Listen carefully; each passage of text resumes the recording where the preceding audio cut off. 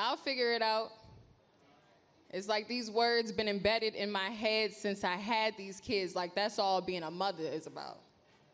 Every single day, just sucking it up and figuring it out because that's what I gotta do. And I know I make it look easy with this S on my chest. And my favorite superpower is when I throw this cape on even if I'm not feeling my best. Because this black mom magic got people thinking I'm actually supernatural. And maybe because when the money get a little low, I could pull $50 out of my ass and make it happen. Or because I can make 4 meals off of 1 onion and 2 cans of salmon. Because you know mommy always figure out a way. But I know plenty who can agree that this mommy magic start to feel like sorcery. Because ain't nobody ever asking me if I'm ever okay. Just people telling me they so proud of me for doing all this and still following my dreams. But they don't see how triggered my baby be every time she hear the sound of my keys knowing her mommy gotta leave again. And sometimes she don't see me until in the morning. And I can't even say nobody try to warn me, but I ain't know it was gonna be like this. And I for sure ain't planning for it just to be me with these kids, but all that overthinking gotta wait.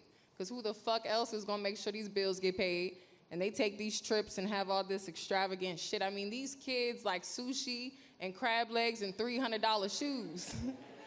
They want money for Fortnite and be begging for the iPhone 22. Meanwhile, I'm sifting through my mail trying to debate on what getting paid this time, what gotta wait. And I thought I was making pretty good money. Then the economy started to inflate.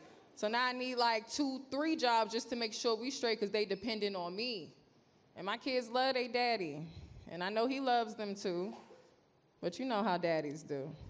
Mr. I'll see what I can do and leave the rest up to you. Mr. Every fucking excuse about what he can and cannot do. And now just like a mama gotta do. I gotta make some shit shake real fast because I ain't got no other options. Every move I make, I gotta proceed with caution. While I'm running my household from a FaceTime call and I got clients in the chair watching, checking homework, delegating who turn it is to do the dishes. I could leave my house at 9 a.m. and come back to goodnight kisses, and I know I had to have gotten this resilience from my mother. Because as much as I know that she struggled, it was never what was me. Regardless of the circumstance, every year that lady made sure we had Christmas under that tree.